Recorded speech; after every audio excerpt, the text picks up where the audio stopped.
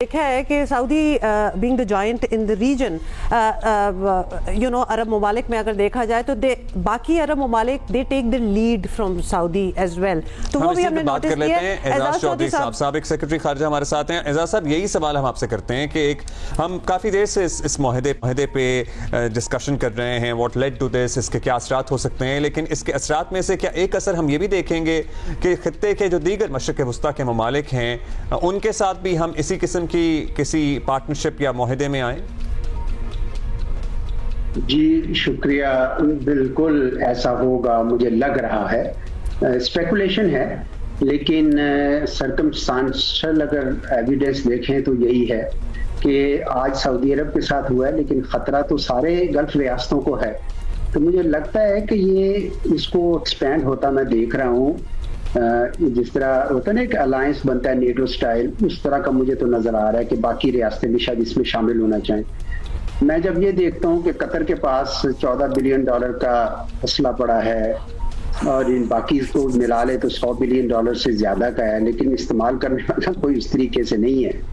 तो पाकिस्तान के पास तो एक्सपर्टीज है और हमने साबित किया, हमने तो चीनी असला भी इस्तेमाल करके दिखाया है इनको, अमरीकी असला भी इस्तेमाल किया है। तो मेरे ख्याल में एक अच्छी कॉम्बिनेशन बनती है। बहुत सारे लोग बहुत सारे सवाल उठा रहे हैं कि इसकी वजह से पाकिस्तान के कुछ दुश्मन और ज्यादा मुहर्रक हो जाएंगे।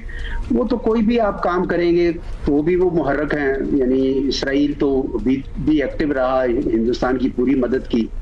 तो मैं समझता हूँ कि अच्छी प्रोएक्टिव डिप्लोमेसी की है और अगर उनकी इस वक्त नीड में आप उनके काम आते हैं तो कल को फिर जब हमारे ऊपर इशू आएगा तो फिर वो भी खड़े होंगे हमारे साथ। लेकिन इससे पहले तो यही हुआ था कि अगर आपको याद हो तो जब मई का 2025 का वाकया हुआ उसमें तो इनमें से कोई हमारे साथ कोई बोला भी नहीं। लेकिन अब इस एग्रीमेंट के बाद हम ये तवक्को करते हैं कि अगर कोई इस किस्म का कोई काम होगा हिंदुस्तान की तरफ से या अफगानिस्तान से कोई जाहिरियत भी हो तो फिर ये हमारे साथ खड़े होंगे।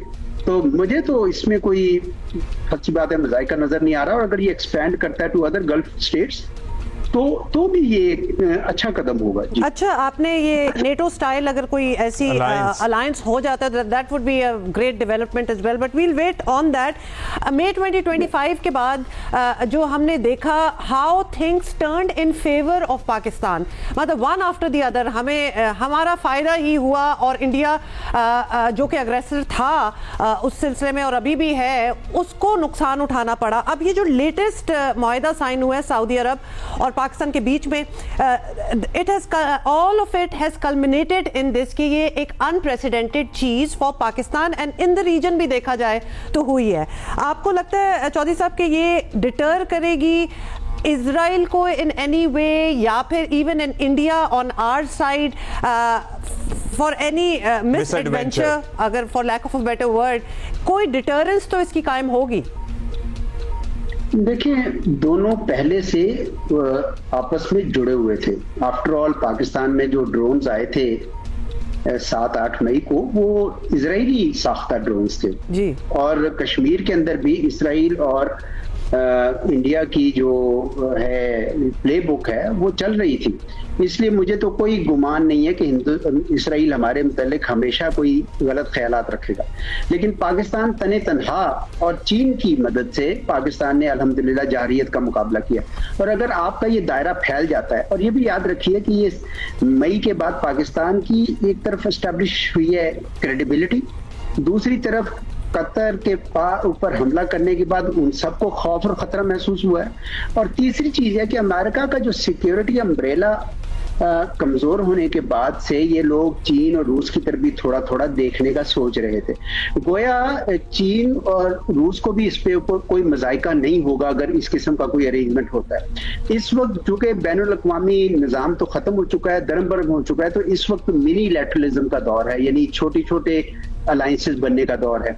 तो पाकिस्तान के लिए ये अलायंस और ऐसे मुल्कों के साथ जिनके साथ ट्रेडिशनली हमारे अच्छे ताल्लुकात रहे हैं, हमारे इतने लाखों लोग वहां पे रहते हैं और उन्होंने पाकिस्तान का अच्छा साथ भी दिया। चीन को भी आपने कहा सर्टनली कोई एतराज नहीं होगा, तो क्या अमेरिका को कोई एतराज हो सकता है? क्योंकि यहाँ पे इजराइल वाज़े जहरे है और अमेरिका मुकम्मल उसकी सपोर्ट पे खड़ा हुआ है, वो जो भी कर रहा है। और अगर ये इत्तेहाद बनता है जो ज़ाहिर है इजराइल के मुखालिफ, मतलब उस तरह से तो नहीं है लेकिन एक एग्रेसर के मुखालिफ है, अगर इजराइल कोई भी मिसएडवेंचर करता है तो America would be okay with it. देखिए, इसमें तो कोई शक नहीं है कि अमेरिका इसराइल की मुकम्मल पुष्टपनाही करता है, कोई किसी किस्म का गुमान नहीं है।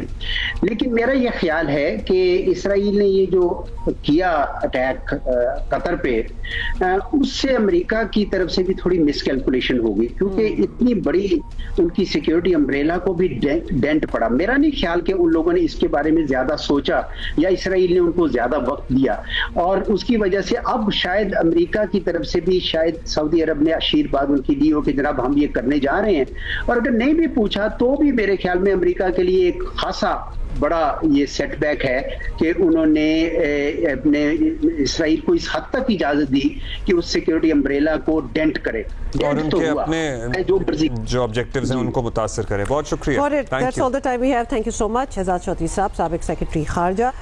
जबरदस्त इंटरेस्टिंग डेवलपमेंट है और जिनको इस सब्जेक्ट में भी इंटरेस्ट है ना, वो बड़ा परफॉर्म कर रही है। जाहिर है नेचुरली जब भी